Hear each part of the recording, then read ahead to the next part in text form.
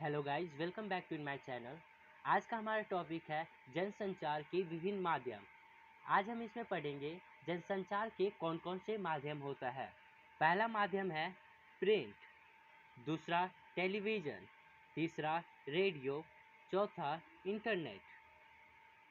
Print माध्यम में क्या होता है? जनसंचार के आधुनिक माध्यम में सबसे एक पुराना माध्यम है।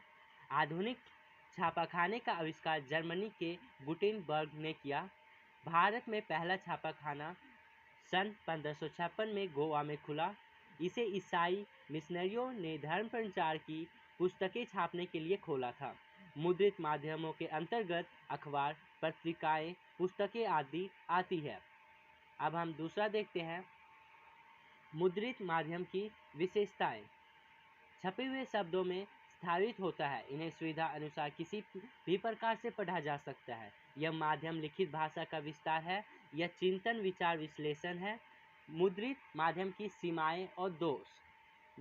निरक्षरों के मुद्रित माध्यम किसी काम के नहीं होते। ये तुरंत घटी घटनाओं को संचालित नहीं कर सकते। इसमें जगह, स्पेस तथा सब सीमा का ध्यान रखना पड़ता है। इसमें एक बार समाचार छप जाने पर अशुद्धि सुधार नहीं किया जा सकता।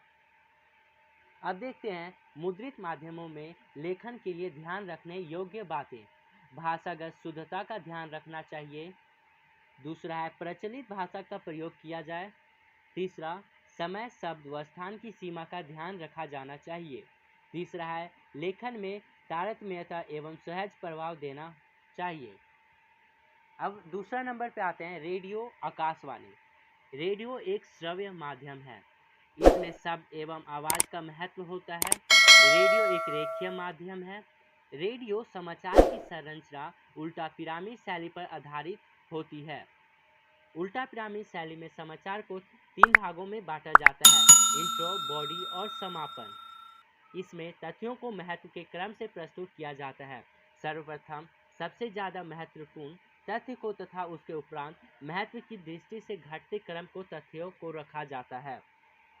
अब देखते हैं रेडियो समाचार लेखन के लिए बुनियादी बातें। इसमें हम देखेंगे समाचार वाचन के लिए तैयार की गई कॉपी साफ सुथरी और टाइप कॉपी हो। दूसरा है कॉपी को ट्रिपल स्पेस में टाइप किया जाना चाहिए। जटिल उच्चारण में कठिन शब्दों को लिखने से बचना चाहिए। चौथा, पर्याप्त हाशिया छोड़ा जाना चाहिए।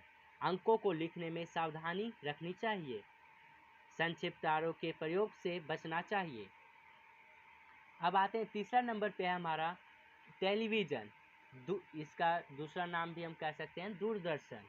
भारत में टेलीविज़न का प्रारंभ 15 सितंबर 1959 को हुआ। यूनेस्को की एक शैक्षिक परियोजना के अंतर्गत दिल्ली के आसपास एक गांव में 2 टीवी सेट लगाए गए, जिन्हें 200 लोगों ने देखा। सन 1965 के बाद विधिवत टीवी सेवा आरंभ हुई। सन 1976 में दूरदर्शन नामक निकाय की स्थापना हुई। पहले ज़माने में दूरदर्शन का एक चैनल आता था, वो एक सरकारी चैनल हुआ करता था। जनसंचार का सबसे लोकप्रिय व सख्त माध्यम है। इसमें ध्वनियों के साथ साथ दृश्यों का भी समावेश होता है। इसके लिए समाचार लिखते समय इस बात का ध्यान रखा जाता है कि शब्द व पर्दे पर दिखने वाले दृश्य में समानता हो।